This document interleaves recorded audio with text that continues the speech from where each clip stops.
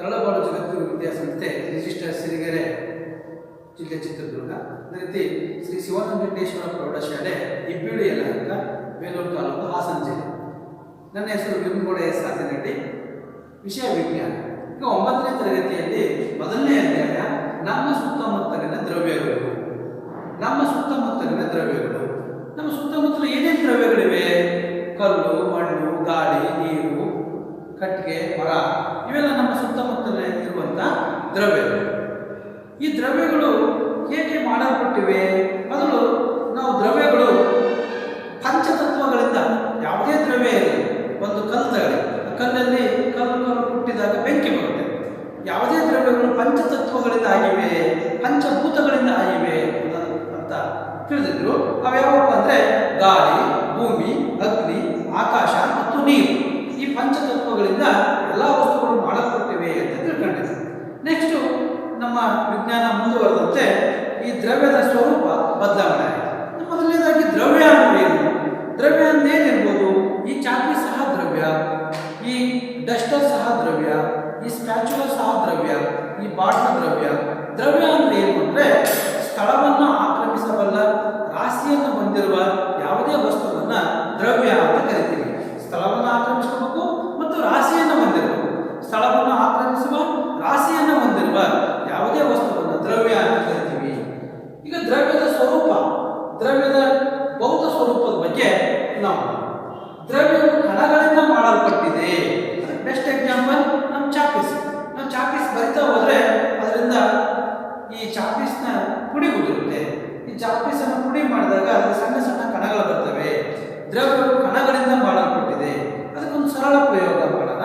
ನಾವು ಈ ಉಪ್ಪನ್ನು ನೀರಲ್ಲಿ ಕರಗಿಸಿದ್ರೆ ಉಪ್ಪು ನೀರಲ್ಲಿ ಕರಗುತ್ತೆ.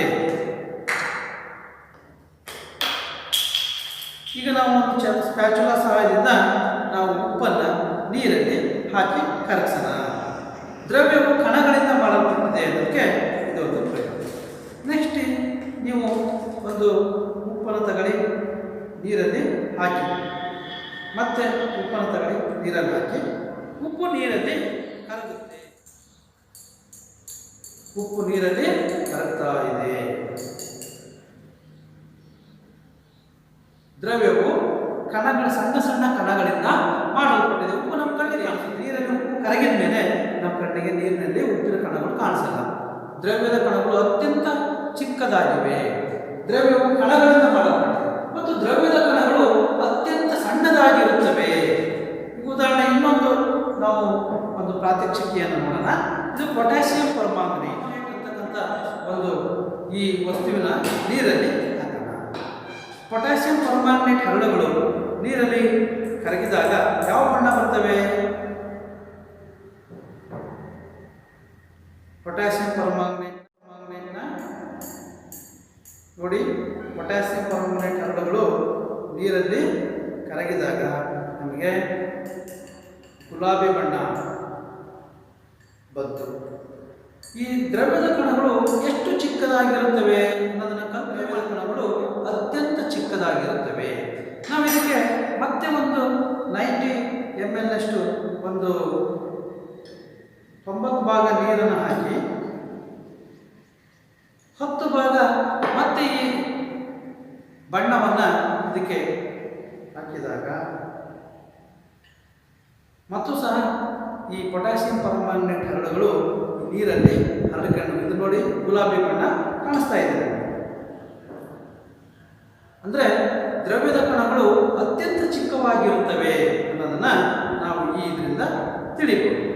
ಮತ್ತೆ ದ್ರವ್ಯದ ಕಣಗಳ ಗುಣಲಕ್ಷಣಗಳು, ದ್ರವ್ಯದ ಕಣಗಳ ಮಧ್ಯೆ ಖಾಲಿ ಸ್ಥಳಾವಕಾಶಗಳು ಕಂಡು ಬರುತ್ತವೆ.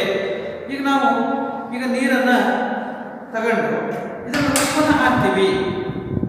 ಉಪ್ಪು ಹಾಕಿದ ಮೇಲೆ ಈ ನೀರಿನ ಗಾತ್ರ, ಈ ಗಾತ್ರವನ್ನು ಇಲ್ಲಿ ನಾವು ನೋಡ್ಕೊಳ್ಳಿ, ಇದು 100 ml ಇದೆ. ನಾವು ಇದರಲ್ಲಿ ಒಂದು 10 ಗ್ರಾಮ್ನಷ್ಟು ಉಪ್ಪನ್ನು ಹಾಕ್ತೀವಿ ಅಂತ ತಿಳ್ಕೊಳ್ಳಿ. ಉಪ್ಪು ಹಾಕಿದ ಮೇಲೆ ಈ ಕಲ್ಲು ಹಾಕಿದಾಗ ನೀರು ಮೇಕೆದ್ದೇಳುತ್ತೆ. ಉಪ್ಪು ಹಾಕಿದಾಗ ನೀರು ತನ್ನ ಗಾತ್ರದಲ್ಲಿ ದೊಡ್ಡದಾಗಲ್ಲ, ಅಷ್ಟೇ ಇರುತ್ತೆ. ಬಟ್ ಉಪ್ಪು ಎಲ್ಲಿ ಹೋಯ್ತಂದರೆ ಈ ನೀರಿನ ಮಧ್ಯೆ, ನೀರಿನ ಅಣುಗಳ ಮಧ್ಯೆ ಖಾಲಿ ಸ್ಥಳಾವಕಾಶ ಇದೆ. ಆ ಖಾಲಿ ಸ್ಥಳಾವಕಾಶದಲ್ಲಿ ಆ ಉಪ್ಪಿನ ಕಣಗಳು ಕರಗಿ ಕರಗಿವೆ ಅನ್ನೋದು ನಮಗೆ ಗೊತ್ತಾಗುತ್ತೆ. ಆದ್ದರಿಂದ ಯಾವುದೇ ದ್ರವ್ಯದ ಮಧ್ಯೆ ಖಾಲಿ ಸ್ಥಳಾವಕಾಶಗಳು ಇರುತ್ತವೆ ಅನ್ನೋದು ನಮಗೆ ಗೊತ್ತಾಗುತ್ತೆ. ನೆಕ್ಸ್ಟು ದ್ರವ್ಯದ ಕಣಗಳು ಪರಸ್ಪರ ದ್ರವ್ಯದ ಕಣಗಳು ನಿರಂತರವಾಗಿ ಚಲನೆಯಲ್ಲಿರುತ್ತವೆ. ಈಗ ತಾನೇ ನೋಡಿದ್ದೀವಿ. ಈಗ ನಾವು ಇದರಲ್ಲಿ ಒಂದು ನೀರು ತಗೋಣ, ಸ್ವಲ್ಪ ನೀರು ತಗೊಂಡು ಇದಕ್ಕೆ ನಾವು ಮತ್ತೆ ಒಂದು ಪೊಟ್ಯಾಷಿಯಂ ಪರ್ಮಾಂಗನೇಟ್ ಹರಳನ್ನು ಹಾಕಿ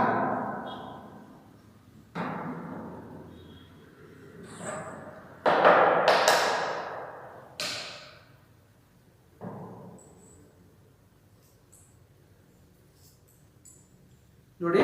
ಈ ಪೊಟ್ಯಾಷಿಯಂ ಪರ್ಮಾಂಗನೇಟ್ ಹರಳು ನೀರಲ್ಲಿ ಇದೆ ನೋಡಿ, ಕೆಳಗೆ ಬಂದು ಮತ್ತೆ ಮೇಲಕ್ಕೆ ಹೋಗ್ತಾ ಇದೆ, ಮೇಲಕ್ಕೆ ಬರ್ತಾ ಇದೆ. ಆದ್ದರಿಂದ ನೀರಿನಲ್ಲಿ ಅಥವಾ ಯಾವುದೇ ವಸ್ತುವಿನಲ್ಲಿ ಅಣುಗಳ ಚಲನೆ ಇರುತ್ತೆ. ಅದೇ ರೀತಿ ಇನ್ನೊಂದು ಎಕ್ಸಾಂಪಲ್ ಕೊಡ್ಬೋದು. ನಾವು ಒಂದು ಕ್ಲಾಸ್ ರೂಮ್ನಲ್ಲಿ ಒಂದು ಕಡೆಗೆ ನಾವು ಊದ್ಬತ್ತಿ ಹಚ್ಚಿದ್ರೆ ಅದರ ವಾಸನೆ ಈ ತರಗತಿಯ ಕೊಠಡಿಯ ಎಲ್ಲ ಮೂಲೆಗಳಿಗೂ ಹರಡುತ್ತೆ. ಅಂದರೆ ಗಾಳಿ ಚಲನೆ ಎಲ್ಲಿದೆ ಅದರ ಜೊತೆಗೆ ವಾಸನೆಯ ಅಣುಗಳು ಊದ್ಬತ್ತಿಯ ಬಗ್ಗೆ ಎಲ್ಲ ಕಡೆಗೂ ಚಲನೆಯಲ್ಲಿರುತ್ತೆ. ಆದ್ದರಿಂದ ದ್ರವ್ಯದ ಕಣಗಳು ನಿರಂತರವಾಗಿ ಚಲನೆಯಲ್ಲಿರುತ್ತವೆ ಅನ್ನೋದು ಗೊತ್ತಾಗುತ್ತೆ. ದ್ರವ್ಯದ ಕಣಗಳು ಪರಸ್ಪರ ಆಕರ್ಷಿಸುತ್ತವೆ. ದ್ರವ್ಯದ ಕಣಗಳು ಪರಸ್ಪರ ಆಕರ್ಷಿಸುತ್ತವೆ. ಉದಾಹರಣೆಗೆ ಚಾಪೀಸ್ ಇದೆ. ಈ ಚಾಪೀಸು ಸಣ್ಣ ಸಣ್ಣ ಕಣಗಳಿಂದ ಇದೆ. ಆ ಚಾಪೀಸನ್ನು ನಾವು ಮಾಡಬೇಕಾದ್ರೆ ಆ ಸಣ್ಣ ಸಣ್ಣ ಕಣಗಳನ್ನು ಕೂಡಿಸ್ತೀವಿ. ಅಂದರೆ ಯಾವುದೇ ದ್ರವ್ಯದ ಕಣಗಳು ಒಂದಕ್ಕೊಂದು ಪರಸ್ಪರ ಆಕರ್ಷಿಸುತ್ತವೆ. ಉದಾಹರಣೆಗೆ ನೀರಿನಲ್ಲಿ ಉಪ್ಪು ಕರಗಿತು, ಅದೇ ರೀತಿ ನೀರಿನಲ್ಲಿ ನಿಂಬೆ ರಸವನ್ನು ಕರಗಿಸ್ಬೋದು. ಆ ನಿಂಬೆ ರಸ ನೀರಿನಲ್ಲಿ ಎಲ್ಲವೂ ಒಟ್ಟಿಗೆ ಸೇರ್ತವೆ, ಉಪ್ಪು ನಿಂಬೆ ರಸ. ಈ ರೀತಿ ಎಲ್ಲವೂ ದ್ರವ್ಯದ ಕಣಗಳು ಪರಸ್ಪರ ಆಕರ್ಷಿಸುತ್ತವೆ ಅನ್ನೋದು ಗೊತ್ತಾಗುತ್ತೆ. ದ್ರವ್ಯದಲ್ಲಿ 3 ಸ್ಥಿತಿಗಳನ್ನು ನಾವು ನೋಡ್ತೀವಿ. ಇವತ್ತು ಭೂಮಿ ಮೇಲೆ ನಾವು 3 ಸ್ಥಿತಿಗಳು ನೋಡ್ತೀವಿ ದ್ರವ್ಯಗಳಲ್ಲಿ: ಘನಸ್ಥಿತಿ, ದ್ರವ ಸ್ಥಿತಿ, ಅನಿಲ ಸ್ಥಿತಿ.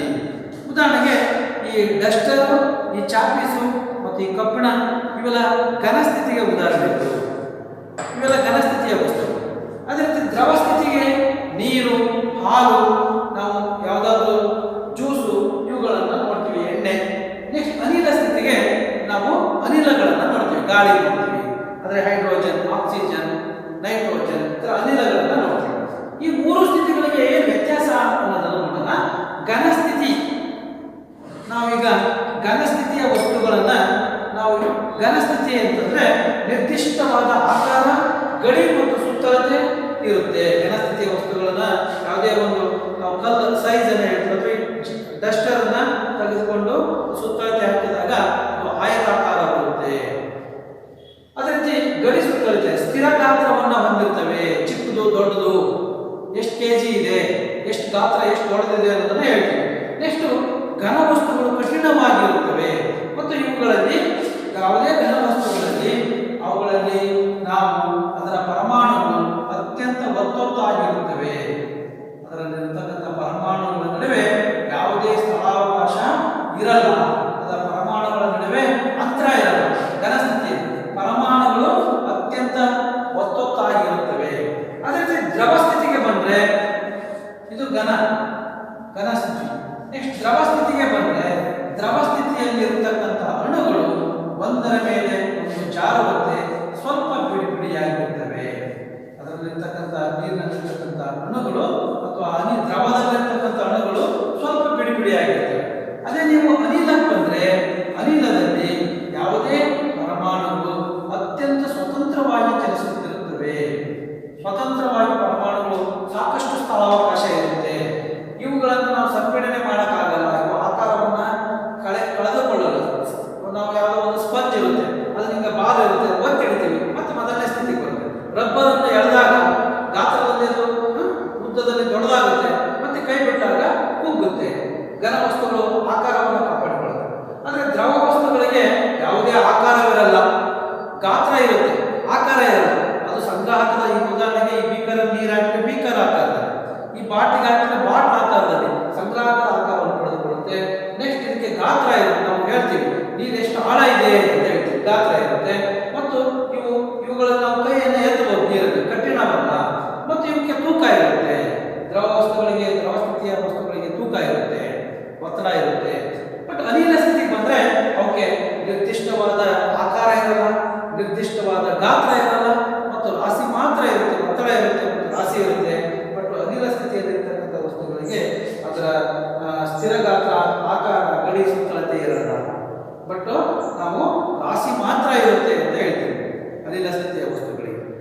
ಅನಿಲ ಸ್ಥಿತಿಯ ವಸ್ತುಗಳಿಗೆ ರಾಶಿ ಮಾತ್ರ ಇರುತ್ತೆ. ಮತ್ತು 3 ಘನ, ದ್ರವ ಮತ್ತು ಅನಿಲ ವಸ್ತುಗಳ ನಾವು ಒಂದು ತುಂಡನ್ನು ತೆಗೆದುಕೊಂಡಾಗ ಘನ ವಸ್ತುಗಳಲ್ಲಿ ಪರಮಾಣುಗಳು ಒತ್ತೊತ್ತಾಗಿ ಜೋಡಣೆಗೊಂಡಿರುತ್ತವೆ ಮತ್ತು ಇವು ಬಹಳ ಕಡಿಮೆ ಪ್ರಮಾಣದ ಸಂಕೋಚತೆಯಿಂದ ಬಂದಿರ್ತವೆ. ದ್ರವ ವಸ್ತುಗಳಲ್ಲಿ ಒಂದಕ್ಕೊಂದು ಬಿಡಿ ಬಿಡಿಯಾಗಿದ್ದು ಇವು ಹರಿಯುತ್ತವೆ. ನಾವು ನೀರನ್ನ ಕಲ್ ಮೇಲೆ ಸುರಿದ್ರೆ ಅದು ಹೊರ್ಕೊಂಡು ಹೋಗುತ್ತೆ, ಆ ಕಡೆ ತಗ್ಗಿರುವ ಆ ಕಡೆ, ಅಂದ್ರೆ ಅದರಲ್ಲಿರುವ ಪರಮಾಣುಗಳು ಬಿಡಿ ಬಿಡಿಯಾಗಿದ್ದು ಒಂದಕ್ಕೊಂದು ಜಾರುವಂತಿರುತ್ತವೆ. ಅದೇ ರೀತಿ ಅನಿಲ ಸ್ಥಿತಿಗೆ ಬಂದ್ರೆ ಅದರಲ್ಲಿ ಪರಮಾಣುಗಳು ಸಾಕಷ್ಟು ದೂರ ದೂರ ಇದ್ದು ಮಧ್ಯೆ ಖಾಲಿ ಸ್ಥಳಾವಕಾಶ ಜಾಸ್ತಿ ಇರುತ್ತೆ. ಇವುಗಳನ್ನು ನಾವು ಸಂಪೀಡನೆಗೊಳಿಸಬಹುದು. ಇವುಗಳನ್ನ ಸಂಕೋಚತೆ, ಇವು ಹೆಚ್ಚು ಸಂಕೋಚತೆಗೆ ಒಳಪಡ್ತವೆ, ಸಂಪೀಡನೆಗೊಳಿಸಬಹುದು. ಅನಿಲಗಳಲ್ಲಿ ಹೆಚ್ಚು ಪರಮಾಣುಗಳ ಮಧ್ಯೆ ಖಾಲಿ ಸ್ಥಳಾವಕಾಶ ಇರುತ್ತೆ. ಈಗ ತಾಪದ ಬದಲಾವಣೆಯ ಪರಿಣಾಮ, ತಾಪವನ್ನು ಕೊಟ್ಟಾಗ ವಸ್ತುಗಳ ಏನು ಬದಲಾವಣೆ ಆಗ್ತವೆ?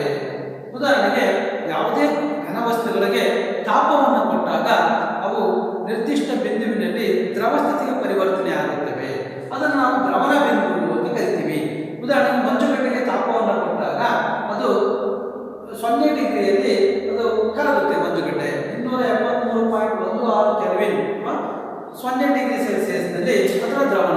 ಮಂಜುಗಡ್ಡೆ 0 ಡಿಗ್ರಿಗಿಂತ ಮೇಲೆ ಅದು ಕರಗಿ ನೀರಾಗುತ್ತೆ, ಅದು ದ್ರವಣ ಬಿಂದು. ನೆಕ್ಸ್ಟ್ ದ್ರವಣ ಅಂದ್ರೆ ಏನು ಅಂತಂದ್ರೆ ಯಾವುದೇ ಘನ ವಸ್ತುಗಳು ಅದು ತನ್ನ ಘನ ಸ್ಥಿತಿಯಿಂದ ದ್ರವ ಸ್ಥಿತಿಗೆ ಪರಿವರ್ತನೆ ಆಗೋದನ್ನ ದ್ರವಣ ಅಂತ ಕರಿತೀವಿ. ನೆಕ್ಸ್ಟ್ ಗುಪ್ತೋಷ್ಣ ಅಂದ್ರೆ ಏನು ಅಂತಂದ್ರೆ ಘನ ಸ್ಥಿತಿಯಲ್ಲಿರುವ ವಸ್ತುವು ತಾಪವನ್ನು ಹೀರಿಕೊಂಡು ಘನ ಸ್ಥಿತಿಯಿಂದ ದ್ರವ ಸ್ಥಿತಿಗೆ ಬದಲಾಗಲು ಬಳಸಿಕೊಳ್ಳುವ ಉಷ್ಣವನ್ನ ನಾವು ಗುಪ್ತೋಷ್ಣ ಅಂತ ಕರಿತೀವಿ. ಉದಾಹರಣೆ, ಮಂಜುಗಡ್ಡೆಯನ್ನ ನಾವು ಇಟ್ಟು ಅದನ್ನ ಕಾಯಿಸಿದಾಗ, ಒಂದು ಮಂಜುಗಡ್ಡೆಯನ್ನು ಬೀಕರಲ್ಲಿ ಇಟ್ಟು ಮಂಜುಗಡ್ಡೆ ಕಾಯಿಸಿದಾಗ ಅದು ತಾಪದಲ್ಲಿ ಬದಲಾವಣೆ ಆಗದೆ ಅದು ಉಷ್ಣವನ್ನು ಹೀರಿಕೊಳ್ಳುತ್ತೆ. ಈಗ ನಾವು ಕೊಡುವಂತ ಉಷ್ಣ ಎಲ್ಲಿ ಹೋಯಿತು ಅಂತಂದ್ರೆ ಅದು ಘನ ಸ್ಥಿತಿಯಿಂದ ದ್ರವ ಸ್ಥಿತಿಗೆ ಬದಲಾಗಲಿಕ್ಕೆ ಹೋಯಿತು. ಈಗ ನಾವು ಕೊಟ್ಟಂತ ಉಷ್ಣ ಅದಕ್ಕೆ ಗುಪ್ತೋಷ್ಣ ಅಂತ ಕರಿತೀವಿ. ಯಾಕಂದ್ರೆ ಉಷ್ಣ ಅಡಗಿರುತ್ತೆ. ಯಾವುದೇ ವಸ್ತುಗಳಿಗೆ ತಾಪ ಕೊಟ್ಟ, ಉದಾಹರಣೆ ಕಬ್ಬಿಣದ ತುಂಡನ್ನು ನಾವು ಕಾಯಿಸಿದಾಗ ಬಿಸಿ ಏರ್ತಾ ಹೋಗುತ್ತೆ, ತಾಪ ಏರ್ತಾ ಹೋಗುತ್ತೆ. ಈಗ ನೀರಿಗೆ, ಈಗ ನಾವು ನಾರ್ಮಲ್ ಟೆಂಪರೇಚರ್, ರೂಮ್ ಟೆಂಪರೇಚರ್ ಇರುವ ನೀರಿಗೆ ತಾಪವನ್ನು ಕೊಟ್ಟಾಗ ಅದು ತಾಪ ಏರಿಕೆ ಆಗುತ್ತೆ. ಆದರೆ ಮಂಜುಗಡ್ಡೆಗೆ ತಾಪವನ್ನು ಕೊಟ್ಟಾಗ ತಾಪದಲ್ಲಿ ಏರಿಕೆ ಆಗದೆ ಮೊದಲು ಅದು ಸಂಪೂರ್ಣ ನೀರಾಗಿ ದ್ರವಿಸಿ ನಂತರ ತಾಪದ ಏರಿಕೆ ಆಗುತ್ತೆ. ಅಂದ್ರೆ ಅದು ಮಂಜುಗಡ್ಡೆಗೆ ತಾಪವನ್ನು ಕೊಟ್ಟಾಗ ತಾಪ ಎಲ್ಲಿ ಹೋಯಿತು ಅದನ್ನೇ ಗುಪ್ತೋಷ್ಣ ಅಂತ ಕರಿತೀವಿ. ಅದು ಸ್ಥಿತಿ ಬದಲಾವಣೆಗೆ ಅದು ಹೀರಿಕೊಂಡು, ಮಂಜುಗಡ್ಡೆ ಆ ಉಷ್ಣವನ್ನು ಹೀರಿಕೊಂಡು ಘನ ಸ್ಥಿತಿಯಿಂದ ದ್ರವ ಸ್ಥಿತಿಗೆ ಬದಲಾವಣೆ ಆಯಿತು, ಅದಕ್ಕೆ ಗುಪ್ತೋಷ್ಣ ಅಂತ ಕರಿತೀವಿ. ನೆಕ್ಸ್ಟ್ ದ್ರವಣ ಗುಪ್ತೋಷ್ಣ ಎಂದರೇನು ಅಂತ ಬರುತ್ತೆ. ದ್ರವಣ ಗುಪ್ತೋಷ್ಣ ಅಂದ್ರೆ 1 kg ಘನ ಅಥವಾ ಮಂಜುಗಡ್ಡೆ ಅಂತಲೇ ಕರೀತಾರೆ. 1 kg ಮಂಜುಗಡ್ಡೆಯನ್ನ 1 kg ಘನವನ್ನ ದ್ರವವಾಗಿ ಪರಿವರ್ತಿಸಲು, ವಾತಾವರಣದ ಒತ್ತಡದಲ್ಲಿ ದ್ರವವಾಗಿ ಪರಿವರ್ತಿಸಲು ನೀಡಬೇಕಾದ ಉಷ್ಣಕ್ಕೆ ದ್ರವಣ ಗುಪ್ತೋಷ್ಣ ಎಂದು ಕರೆಯುತ್ತೇವೆ.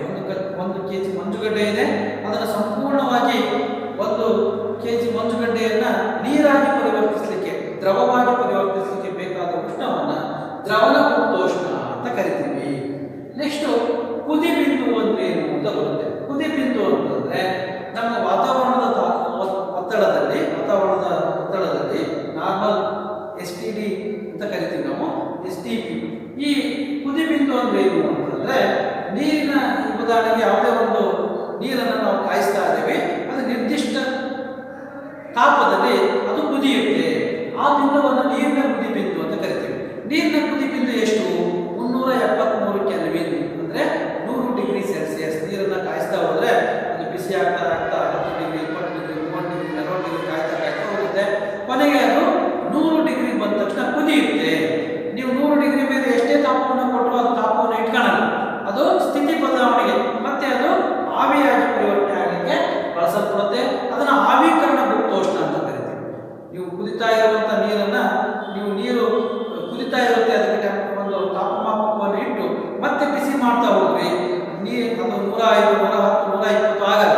100 ಡಿಗ್ರಿ ಮೇಲೆ ಅದು ಅಲ್ಲೇ ಇರುತ್ತೆ. ಮತ್ತೆ ಉಷ್ಣ ಎಲ್ಲಿ ಹೋಯಿತು ಅಂತಂದ್ರೆ ಮತ್ತೆ ಸ್ಥಿತಿ ಬದಲಾವಣೆಗೆ, ದ್ರವ ಸ್ಥಿತಿಯಿಂದ ಆವಿ ಸ್ಥಿತಿಗೆ ಬದಲಾವಣೆಗೆ. ಅದನ್ನ ಹೆಂಗೆ ಹೇಳ್ಬೋದು ಅಂತಂದ್ರೆ ನೀರು ಕುದಿಯುವ ಹಂತದಲ್ಲಿರ್ತಕ್ಕಂಥ 1 kg ದ್ರವ ಸ್ಥಿತಿಯಲ್ಲಿರುವ ನೀರು ಆವಿ ಸ್ಥಿತಿಗೆ ಬದಲಾಗಲು ತೆಗೆದುಕೊಳ್ಳುವ ಉಷ್ಣವನ್ನ ನಾವು ಆವೀಕರಣ ಗುಪ್ತೋಷ್ಣ ಅಂತ ಕರಿತೀವಿ. ಅದೇ ರೀತಿ ತಾಪದ ಪರಿಣಾಮ ಏನಪ್ಪಾ ಅಂತಂದ್ರೆ ಘನ ಸ್ಥಿತಿಯಲ್ಲಿರುವಂತಹ ವಸ್ತು, ಯಾವುದೇ ವಸ್ತುವನ್ನು ಕಾಯಿಸಿದಾಗ ದ್ರವ ಸ್ಥಿತಿಗೆ ಬದಲಾವಣೆ ಆಗುತ್ತೆ. ಅದು ಮಂಜುಗಡ್ಡೆ ಇರಲಿ, ಮೇಣ ಇರಲಿ, ಕಬ್ಬಿಣ ಇರಲಿ, ಯಾವುದೇ ಇರಲಿ, ದ್ರವ ಸ್ಥಿತಿಯಲ್ಲಿರುವಂತಹ ವಸ್ತುವನ್ನು ಕಾಯಿಸಿದಾಗ ಅನಿಲ ಸ್ಥಿತಿಗೆ ಬದಲಾವಣೆ ಆಗುತ್ತೆ. ನೆಕ್ಸ್ಟ್ ಅನಿಲ ಸ್ಥಿತಿಯಲ್ಲಿರುವ ಯಾವುದೇ ವಸ್ತುವನ್ನು, ಉದಾಹರಣೆಗೆ ನೀರಿನ ಹಬೆ ಅಂತ ಇರ್ತದೆ, ಅದನ್ನು ತಂಪು ಮಾಡಿದಾಗ ಅದು ದ್ರವ ಸ್ಥಿತಿಗೆ ಬರುತ್ತೆ, ನೀರಾಗುತ್ತೆ. ಉದಾಹರಣೆಗೆ ವಾತಾವರಣದಲ್ಲಿರುವಂತಹ ನೀರು ಹಬೆಯಾಗಿ ಮೋಡ ಆಗಿ ಮತ್ತೆ ಮಳೆಯಾಗಿ ಬರುತ್ತಲ್ಲ, ಅದೇ ರೀತಿ ಅನಿಲ ಸ್ಥಿತಿಯಲ್ಲಿರುವಂತಹ ನೀರು ತಂಪಾದಾಗ ದ್ರವ ಸ್ಥಿತಿಗೆ ಬರುತ್ತೆ, ಮೋಡಗಳಾಗುತ್ತೆ, ಮಂಜುಗಡ್ಡೆ ಆಗುತ್ತೆ. ಮತ್ತೆ ದ್ರವ ಸ್ಥಿತಿಯಲ್ಲಿರುವಂತಹ ನೀರನ್ನ ಮತ್ತೆ ತಂಪು ಮಾಡಿದ್ರೆ ಅದು ಘನ ಸ್ಥಿತಿಗೆ ಬರುತ್ತೆ. ಮತ್ತೆ ಘನ ಸ್ಥಿತಿಯಲ್ಲಿರುವ ನೀರನ್ನು ತಂಪು ಮಾಡಿದ್ರೆ ದ್ರವ ಸ್ಥಿತಿಗೆ ಬರುತ್ತೆ. ದ್ರವ ಸ್ಥಿತಿಯಲ್ಲಿರುವ ನೀರನ್ನು ಕಾಯಿಸಿದ್ರೆ ಹಬೆ ಆಗುತ್ತೆ, ಅನಿಲ ಸ್ಥಿತಿಗೆ ಬರುತ್ತೆ. ಈ ರೀತಿ ಈಗ ಉತ್ಪತನ ಅಂದ್ರೆ ಏನು ಅಂತ ತಿಳಿದ್ರೆ, ಉತ್ಪತನ ಅಂತಂದ್ರೆ ನಾವಾಗಲೇ ಹೇಳಿದ್ವಿ, ಯಾವುದೇ ಘನ ವಸ್ತುಗಳನ್ನು ಕಾಯಿಸಿದಾಗ ದ್ರವ ಸ್ಥಿತಿಗೆ ಬರುತ್ತವೆ, ದ್ರವ ವಸ್ತುಗಳನ್ನು ಕಾಯಿಸಿದಾಗ ಅನಿಲ ಸ್ಥಿತಿಗೆ ಬರುತ್ತವೆ ಅಂತ. ಆದರೆ ಇದರಲ್ಲಿ ಹಂಗಲ್ಲ. ಈ ಉತ್ಪತನ ಅಂದ್ರೆ ಏನಪ್ಪಾ ಅಂದ್ರೆ, ಉದಾಹರಣೆಗೆ ನಿಮ್ಮ ಬುಕ್ಕಲ್ಲಿ ಅಮೋನಿಯಂ ಕ್ಲೋರೈಡ್ ಕಾಯಿಸಲಿಕ್ಕೆ ಚಿತ್ರ ಕೊಡೋದು. ಅಮೋನಿಯಂ ಕ್ಲೋರೈಡ್ ಅನ್ನು ತಗೊಂಡು ಒಂದು ಪ್ಲೇಟಲ್ಲಿ ಅದನ್ನ ಮಧ್ಯಸಾರ ದೀಪದಿಂದ ಕಾಯಿಸಿದಾಗ ನೇರವಾಗಿ ಅದು ಅನಿಲ ಸ್ಥಿತಿಗೆ ಬದಲಾವಣೆ ಆಗುತ್ತೆ. ಅದನ್ನ ಹೆಂಗೆ ಮುಚ್ಚೋದು ಅಂದ್ರೆ, ಒಂದು ಆಲಿಕೆಯನ್ನು ಬೋರಲಾಗಿ ಹಾಕಿ ಅದರ ಆಲಿಕೆಯ ತುದಿ ಭಾಗದಲ್ಲಿ ಹತ್ತಿಯನ್ನು ಇಟ್ಟಾಗ ಅಮೋನಿಯಂ ಕ್ಲೋರೈಡ್ ಘನ ಸ್ಥಿತಿಯಿಂದ ನೇರವಾಗಿ ಅನಿಲ ಸ್ಥಿತಿಗೆ ಬದಲಾವಣೆ ಆಗುತ್ತದೆ. ನಂತರ ಕರ್ಪೂರವನ್ನು ಕಾಯಿಸಿದಾಗ ಅದು ಅನಿಲ ಸ್ಥಿತಿಗೆ ಬದಲಾವಣೆ ಆಗುತ್ತೆ. ಅಂದ್ರೆ ಉತ್ಪತನ ಅಂದ್ರೆ ಏನಪ್ಪಾ ಅಂತಂದ್ರೆ, ಯಾವುದೇ ವಸ್ತುಗಳು ಕಾಯಿಸಿದಾಗ ಅಥವಾ ತಾಪ ಕೊಟ್ಟಾಗ ನೇರವಾಗಿ ಘನ ಸ್ಥಿತಿಯಿಂದ ಅನಿಲ ಸ್ಥಿತಿಗೆ, ಅಥವಾ ತಂಪು ಮಾಡಿದಾಗ ಅನಿಲ ಸ್ಥಿತಿಯಿಂದ ನೇರವಾಗಿ ಘನ ಸ್ಥಿತಿಗೆ ಬದಲಾವಣೆ ಆಗುವುದನ್ನ ಉತ್ಪತನ ಅಂತ ಕರೀತಾರೆ. ಅರ್ಥ ಆಯ್ತಾ ಮಕ್ಕಳೇ? ಘನ ವಸ್ತುಗಳನ್ನು ಕಾಯಿಸಿದಾಗ ನೇರವಾಗಿ ಅನಿಲ ಸ್ಥಿತಿಗೆ, ಅಥವಾ ಅನಿಲ ವಸ್ತುಗಳನ್ನು ತಂಪು ಮಾಡಿದಾಗ ನೇರವಾಗಿ ಘನ ಸ್ಥಿತಿಗೆ ಬದಲಾವಣೆ ಆಗುವುದನ್ನ ಉತ್ಪತನ ಅಂತ ಕರೀತಾರೆ. ನೆಕ್ಸ್ಟ್ ಬಾಷ್ಪೀಕರಣ ಅಂದ್ರೆ ಏನು? ಬಾಷ್ಪೀಕರಣ ಅಂದ್ರೆ ದ್ರವವು ಯಾವುದೇ ತಾಪದಲ್ಲಿ ಅದರ ಕುದಿ ಬಿಂದುವನ್ನು ತಲುಪುವ ಮೊದಲೇ ಆವಿಯಾಗುವ ವಿದ್ಯಮಾನವನ್ನು, ದ್ರವವು ಯಾವುದೇ ತಾಪದಲ್ಲಿ ಅದರ ಕುದಿ ಬಿಂದುವನ್ನು ತಲುಪುವ ಮೊದಲೇ ಆವಿಯಾಗುವಂತಹ ವಿದ್ಯಮಾನವನ್ನ ಬಾಷ್ಪೀಕರಣ ಅಂತ ಕರಿತೀವಿ. ಉದಾಹರಣೆಗೆ ಒಂದು ತಟ್ಟೆಯಲ್ಲಿ ಪೆಟ್ರೋಲ್ ಹಾಕಿ ಅದನ್ನು ಕಾಯಿಸೋದ ಬೇಡ, ಹೊರಗಿಟ್ಟು ಬಂದ್ರೆ ಅದು ಆವಿಯಾಗಿರುತ್ತೆ. ನೀವು ಈಥೆನಾಲ್, ಸ್ಪಿರಿಟ್ ಅಥವಾ ಯಾವುದೋ ನೀರು, ಈಗ ಬಟ್ಟೆ ಒಣೆ ಹಾಕ್ತೀರಿ, ಹಸಿ ಬಟ್ಟೆಯನ್ನು ಒಣೆ ಹಾಕ್ತೀರಿ, ಒಗೆದಂಥ ಬಟ್ಟೆಗಳಲ್ಲಿ ಅದು ನೀರು ಆವಿಯಾಗುತ್ತೆ. ಹೀಗೆ ಬಾಷ್ಪೀಕರಣ ಅಂತಂದ್ರೆ ಯಾವುದೇ ವಸ್ತುಗಳು ಅದರ ಕುದಿ ಬಿಂದುವನ್ನು ತಲುಪುವ ಮೊದಲೇ ಆವಿಯಾಗುತ್ತೆ. ಇದರ ಮೇಲೆ ಪ್ರಭಾವ ಬೀರುವ ಅಂಶಗಳೇನೇನು ಅಂದ್ರೆ, ಮೇಲ್ಮೈ ವಿಸ್ತೀರ್ಣ ಹೆಚ್ಚಾದಾಗ ಹೆಚ್ಚುತ್ತದೆ. ನೀವು ಯಾವುದೇ ಹಸಿ ಬಟ್ಟೆಗಳನ್ನು, ಸೆಳೆದಂತ ಒಗೆದಂತ ಬಟ್ಟೆಗಳನ್ನ ನೀವು ಅದನ್ನ ಮುರುಳಿ ಇಟ್ಟರೆ ಅದು ಬೇಗ ಆಗುತ್ತೆ. ಅದನ್ನೇ ಬಿಚ್ಚಿ ಹಾಕಿದ್ರೆ ಬೇಗ ಆಗುತ್ತೆ. ಮೇಲ್ಮೈ ವಿಸ್ತೀರ್ಣ ಹೆಚ್ಚಾದಾಗ ಹೆಚ್ಚುತ್ತದೆ. ದೊಡ್ಡ ಪಾತ್ರೆಯಲ್ಲಿ ನೀರು ಇಟ್ಟರೆ ಬೇಗ ಆವಿಯಾಗಿ ಹೋಗುತ್ತೆ. ಅದೇ ಬಾಯಿ ಕಿರಿದಾದಂಥ ಪಾತ್ರೆಯಲ್ಲಿ ಆವಿಯಾಗಿ ಹೋಗಲ್ಲ. ಮೇಲ್ಮೈ ವಿಸ್ತೀರ್ಣ ಹೆಚ್ಚಾದಾಗ ಹೆಚ್ಚುತ್ತದೆ. ತಾಪಮಾನ ಹೆಚ್ಚಳದಿಂದ ಹೆಚ್ಚುತ್ತದೆ. ಬೇಸಿಗೆಯಲ್ಲಿ ಬಟ್ಟೆಗಳು ಬೇಗ ಒಣಗ್ತವೆ, ಮಳೆಗಾಲದಲ್ಲಿ ಬೇಗ ಒಣಗಲ್ಲ. ಬೇಸಿಗೆಯಲ್ಲಿ ಯಾಕೆ ಬೇಗ ಒಣಗ್ತವೆ ಅಂದ್ರೆ, ಬೇಸಿಗೆಯಲ್ಲಿ ರೂಮ್ ಟೆಂಪರೇಚರ್ 25 ಡಿಗ್ರಿ ಇರುತ್ತೆ, ಹೊರಗಡೆ ಹೋದ್ರೆ 35-40 ಡಿಗ್ರಿ ಟೆಂಪರೇಚರ್ ಇರುತ್ತೆ. ಆದ್ರಿಂದ ತಾಪಮಾನ ಹೆಚ್ಚಳದಿಂದ ಈ ಬಾಷ್ಪೀಕರಣದ ವೇಗ ಹೆಚ್ಚಾಗುತ್ತೆ. ನೆಕ್ಸ್ಟ್ ಆರ್ದ್ರತೆಯ ಪ್ರಮಾಣದ ಇಳಿಕೆ. ಮಳೆಗಾಲದಲ್ಲಿ ಬಟ್ಟೆಗಳು ಬೇಗ ಒಣಗಲ್ಲ. ಯಾಕೆ ಅಂದ್ರೆ, ಮಳೆಗಾಲದಲ್ಲಿ ತೇವಾಂಶ, ಆರ್ದ್ರತೆ ಅಂದ್ರೆ ತೇವಾಂಶ, ಗಾಳಿಯಲ್ಲಿ ಹೆಚ್ಚು ನೀರಿನಂಶ, ತೇವಾಂಶ ಇತ್ತಂದ್ರೆ ಬಟ್ಟೆಗಳು ಒಣಗಲ್ಲ. ಅದಕ್ಕೆ ಆರ್ದ್ರತೆಯ ಪ್ರಮಾಣ ಇಳಿಕೆ ಆಗುತ್ತೆ. ಚಳಿಗಾಲದಲ್ಲಿ ಮತ್ತು ಬೇಸಿಗೆ ಕಾಲದಲ್ಲಿ ಬಟ್ಟೆಗಳು ಬೇಗ ಒಣಗ್ತವೆ. ಚಳಿಗಾಲದಲ್ಲಿ ತಾಪ ಇಲ್ಲದೇ ಇದ್ರೂ ಬೇಗ ಒಣಗ್ತವೆ, ಯಾಕಂದ್ರೆ ಚಳಿಗಾಲದಲ್ಲಿ ಆರ್ದ್ರತೆ ಕಡಿಮೆ ಇರುತ್ತೆ. ಮಳೆಗಾಲದಲ್ಲಿ ಆರ್ದ್ರತೆ ಪ್ರಮಾಣ ಜಾಸ್ತಿ ಇರುತ್ತೆ, ಅದರಿಂದ ಮಳೆಗಾಲದಲ್ಲಿ ಬಟ್ಟೆಗಳು ಬೇಗ ಒಣಗಲ್ಲ. ನೆಕ್ಸ್ಟ್ ಗಾಳಿಯ ವೇಗದಿಂದ ಹೆಚ್ಚಳ ಆಗುತ್ತೆ. ನಾವು ಏನಾದರೂ ತಲೆ ಸ್ನಾನ ಮಾಡಿದಾಗ ಫ್ಯಾನ್ ಹತ್ರ ಬಂದು ನಿಂತ್ಕೊಂತೀವಿ. ಫ್ಯಾನ್ ಹತ್ರ ನಿಂತ್ಕೊಂಡ್ರೆ ಬೇಗ ತಲೆ ಆಗುತ್ತೆ. ಯಾವುದಾದ್ರೂ ಹಸಿ ಬಟ್ಟೆಗಳನ್ನು ಫ್ಯಾನ್ ಗಾಳಿ ಹಿಡಿದ್ರೆ ಬೇಗ ಆಗ್ತವೆ. ಗಾಳಿಯ ವೇಗದಿಂದ ಹೆಚ್ಚು ಗಾಳಿ ಬೀಸ್ತಾ ಇತ್ತು ಅಂದ್ರೆ ಅಲ್ಲಿ ಬಾಷ್ಪೀಕರಣದ ವೇಗ ಹೆಚ್ಚಾಗುತ್ತೆ. ನೆಕ್ಸ್ಟ್ ಇದು ತಂಪಾಗುವಿಕೆ. ಉದಾಹರಣೆಗೆ ನಾವು ಯಾವುದೇ ಒಂದು ನೆರಳಲ್ಲಿ ಯಾವುದೋ ಒಂದು ಸೀಟ್, ಒಂದು ಲೋಹದ ತಗಡಿನ ಕೆಳಗಡೆ ಹೋಗಿ, ಬೇಸಿಗೆ ಕಾಲದಲ್ಲಿ ಲೋಹದ ತಗಡಿನ ಕೆಳಗೆ ನಿಂತ್ಕೊಂಡಾಗ ಅದು ನೆರಳು ಬಿದ್ದಿರುತ್ತೆ, ಬಟ್ ಅದು ತಂಪಾಗಲ್ಲ. ಅದೇ ನೀವು ಯಾವುದೋ ಮರದ ಕೆಳಗಡೆ ನಿಂತಾಗ ತಂಪಾಗುತ್ತೆ. ಯಾಕೆ ಅಂತಂದ್ರೆ ಆ ಮರದ ಎಲೆಗಳಿಂದ ಬಾಷ್ಪೀಕರಣ ಆಗ್ತಿರುತ್ತೆ, ಮರದಿಂದ ನೀರು ಹೊರಗಡೆ ಹೋಗ್ತಿರುತ್ತೆ, ಬಾಷ್ಪೀಕರಣ ತಂಪನ್ನು ಮಾಡುತ್ತೆ. ಮತ್ತು ನಾವು ಬೇಸಿಗೆ ಕಾಲದಲ್ಲಿ ಹತ್ತಿ ಬಟ್ಟೆಗಳನ್ನು ಧರಿಸಬೇಕು. ಏಕೆಂದ್ರೆ ಹತ್ತಿ ಬಟ್ಟೆಗಳು ನಮ್ಮ ದೇಹವು ಬೇಸಿಗೆ ಕಾಲದಲ್ಲಿ ಬೆವರೋದನ್ನ ಹತ್ತಿ ಬಟ್ಟೆ ಬೇಗ ಹೀರಿಕೊಳ್ಳುತ್ತೆ. ಹತ್ತಿ ಬಟ್ಟೆ ಬೇಸಿಗೆ ಕಾಲದಲ್ಲಿ ಒಂದೊಂದ್ಸರಿ ಬೆವರ್ತೀವಿ, ಯಾಕೆಂದ್ರೆ ನಮ್ಮ ದೇಹ ಹೆಚ್ಚಿಗೆ ತಾಪಮಾನ ಆದಾಗ ಅದು ನಮ್ಮ ದೇಹವನ್ನು ತಂಪು ಮಾಡಲಿಕ್ಕೆ ನಮಗೆ ಬಾಷ್ಪೀಕರಣ ಸಹಾಯ ಮಾಡುತ್ತೆ. ಅದರಿಂದ ಬೇಸಿಗೆ ಕಾಲದಲ್ಲಿ ಹತ್ತಿ ಬಟ್ಟೆಗಳನ್ನೇ ಧರಿಸಬೇಕು. ಪ್ರೀತಿಯ 9ನೇ ತರಗತಿಯ ಮಕ್ಕಳೇ, ನಾವು ಇಂದಿನ ಪಾಠದಲ್ಲಿ ನಮ್ಮ ಸುತ್ತಮುತ್ತಲಿನ ದ್ರವ್ಯಗಳು, ಈ ಪಾಠದಲ್ಲಿ ದ್ರವ್ಯದ ಸ್ವರೂಪ, ದ್ರವ್ಯದ ರಚನೆ, ತಾಪದ ಬದಲಾವಣೆ, ಒತ್ತಡದ ಬದಲಾವಣೆ ಮತ್ತು ದ್ರವ್ಯದ ರಚನೆ ಅಂದರೆ ಇವುಗಳ ಬಗ್ಗೆ ತಿಳ್ಕೊಂಡಿದ್ದೀವಿ. ಘನ, ದ್ರವ, ಅನಿಲಗಳಿಗೆ ವ್ಯತ್ಯಾಸ ಮತ್ತು ಬಾಷ್ಪೀಕರಣ ಅನ್ನೋ ವಿಷಯದ ಬಗ್ಗೆ ತಿಳ್ಕೊಂಡಿದ್ದೀವಿ. ಬಟ್ ಈ ಪಾಠದಲ್ಲಿ ಚಟುವಟಿಕೆಗಳನ್ನ, ಚಿತ್ರಗಳನ್ನ ನಾವು ಬಿಟ್ಟಿದ್ವಿ. ಈಗ ಚಟುವಟಿಕೆ 1.1 ಇದೇನು ತಿಳಿಸುತ್ತೆ ನಮಗೆ ಅಂತಂದ್ರೆ, ಘನ, ದ್ರವ, ಅನಿಲ ಈ 3 ದ್ರವ್ಯಗಳಲ್ಲಿ ಯಾವುದು ಹೆಚ್ಚು ಸಂಕೋಚನೆಗೊಳ್ಳುತ್ತೆ ಅನ್ನೋದ್ರ ಬಗ್ಗೆ. ಉದಾಹರಣೆಗೆ ನಾವು 3 ಈ ಚಟುವಟಿಕೆಯನ್ನು ಮಾಡಬೇಕಪ್ಪ ಅಂತಂದ್ರೆ, ಈಗ ನಾವು ಅನಿಲ, ನೆಕ್ಸ್ಟ್ ದ್ರವ ಮತ್ತು ಘನ, ಇದರಲ್ಲಿ ಯಾವುದರಲ್ಲಿ ಹೆಚ್ಚು ಸಂಕೋಚನೆ ಇದೆ ಅನ್ನೋದನ್ನು ತಿಳ್ಕೊಳ್ಳಕ್ಕೆ ನಾವು 10 ml 100 ml 3 ಸಿರಿಂಜ್, ಖಾಲಿ ಸಿರಿಂಜ್ಗಳನ್ನು ತೆಗೆದುಕೊಳ್ಳೋಣ. ಖಾಲಿ ಸಿರಿಂಜ್, ಉದಾಹರಣೆಗೆ ಇದೊಂದು ಖಾಲಿ ಸಿರಿಂಜ್ ಅಂತ ತಿಳ್ಕೊಳ್ಳೋಣ. ಈ ಮುಂದ್ಗಡೆ ಸೂಜಿ ಹಾಕುವ ಜಾಗದಲ್ಲಿ ಒಂದು ರಬ್ಬರ್ ಗಡ್ಡೆಯನ್ನ ಮುಚ್ಚಬೇಕು. ನೆಕ್ಸ್ಟ್ ಇದಕ್ಕೆ ಒಂದು ಪಿಸ್ಟನ್ ಅನ್ನ, ಒಂದು ಪಿಸ್ಟನ್,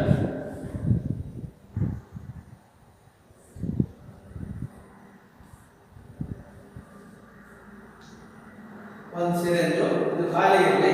ನೆಕ್ಸ್ಟ್ ಇನ್ನೊಂದು ಸಿರಿಂಜ್,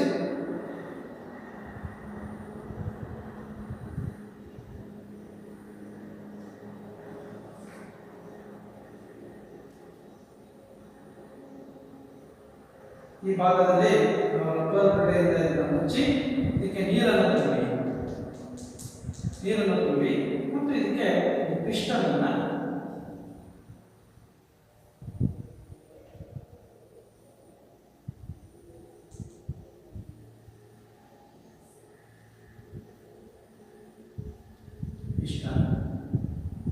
ನೆಕ್ಸ್ಟ್ ಇನ್ನೊಂದು ಸಿರಿಂಜ್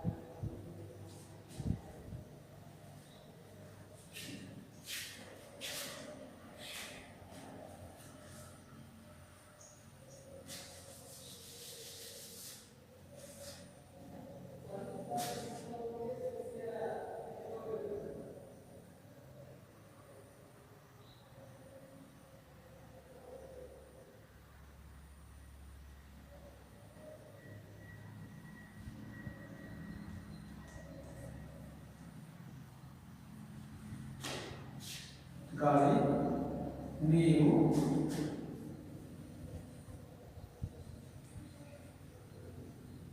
ಸೀಮೆಸುಣ್ಣದ ಚೂರು. ಇದಕ್ಕೆ ಗಂಟೆ ಇಲ್ವಾ ಸರ್?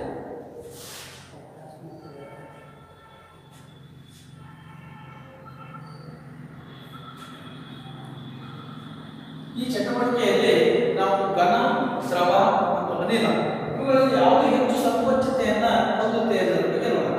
ನಾವು 100 ml 3 ಸಿರಿಂಜ್ಗಳನ್ನು ತೆಗೆದುಕೊಂಡು ಇದನ್ನ ನಾವು ಖಾಲಿ ಸಿರಿಂಜ್ ಇಡಬೇಕು. ಇದರಲ್ಲಿ ಗಾಳಿ ಇರುತ್ತೆ. ನೆಕ್ಸ್ಟ್ ಇನ್ನೊಂದು ಸಿರಿಂಜ್ ಅಲ್ಲಿ ನಾವು ಇದಕ್ಕೆ ನೀರನ್ನು ಹಾಕಬೇಕು. 3ನೇ ಸಿರಿಂಜ್ ಅಲ್ಲಿ ನಾವು ಘನ ವಸ್ತುಗಳಾದಂಥ ಸೀಮೆಸುಣ್ಣದ ಚೂರುಗಳನ್ನು ಹಾಕಬೇಕು. ಈ 3 ಸಿರಿಂಜ್ಗಳ ಪಿಸ್ಟನ್ ಅನ್ನ ನಾವು ಪಂಪ್ ಮಾಡೋಣ. ಅವಾಗ ಯಾವ ಸಿರಿಂಜ್ ಇದರಲ್ಲಿ ಒಳಗಡೆ ಹೋಗುತ್ತೆ, ಈ ಸಿರಿಂಜ್ ಚಲನೆಗಾಗಿ ಇದಕ್ಕೆ ನಾವು ಗ್ರೀಸ್ ಅನ್ನ ಹಚ್ಚಬೇಕು. ಈಗ ಗಾಳಿ ಇರುವಂತ ಸಿರಿಂಜ್ ಅನ್ನ ನಾವು ಕಾಂಪ್ರೆಸ್ ಮಾಡಬಹುದು, ಸಂಕುಚಿತಗೊಳಿಸಬಹುದು. ಆದರೆ ನೀರು ಮತ್ತು ಸೀಮೆಸುಣ್ಣದ ಕೂಡಿದಂತ ಈ ಸಿರಿಂಜ್ಗಳನ್ನ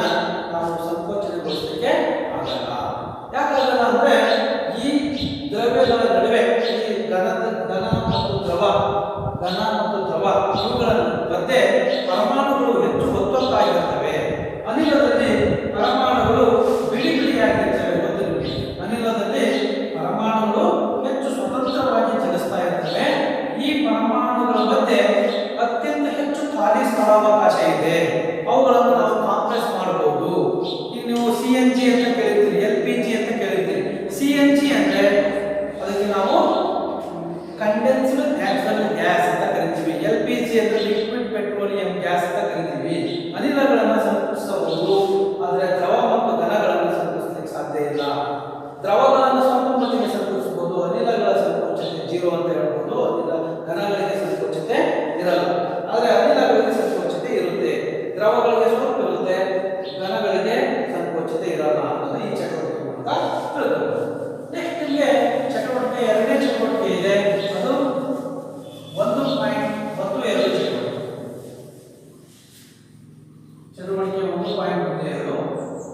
ಇಲ್ಲಿ ನಮಗೆ ಒಂದು ಬೀಕರ್, ಮಂಜುಗಡ್ಡೆಯ ತುಂಡುಗಳು ಮತ್ತು ಒಂದು ನಮಗೆ ಥರ್ಮೋಮೀಟರ್ ತಾಪಮಾಪಕ ಬೇಕಾಗುತ್ತೆ. ಅದನ್ನು ಒಂದು ಸ್ಟ್ಯಾಂಡ್ ಮೇಲೆ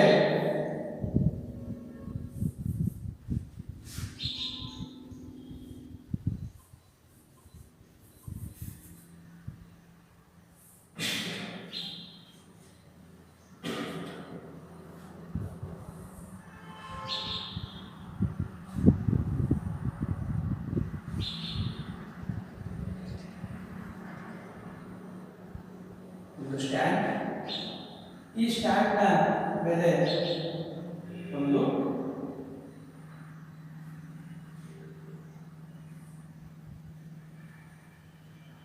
ಮಧ್ಯಸಾರ ದೀಪದಿಂದ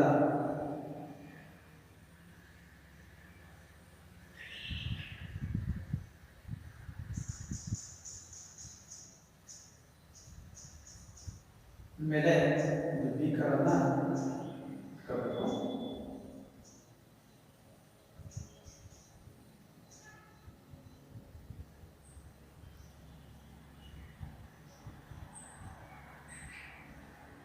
ಬೀಕರ್ನಲ್ಲಿ ಮಂಜುಗಡ್ಡೆಯ ತುಂಡುಗಳನ್ನು ಹಾಕುವುದು.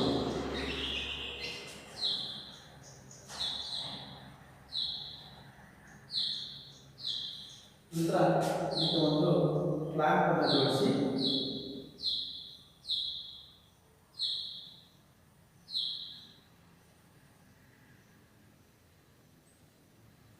ಇಲ್ಲಿ ನಾವು ಒಂದು ತಾಪಮಾಪಕವನ್ನು ಇಡಬೇಕು.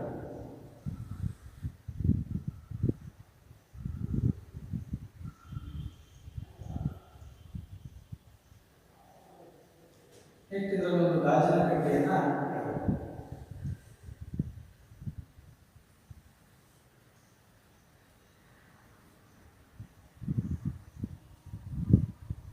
ಬೀಕರ್,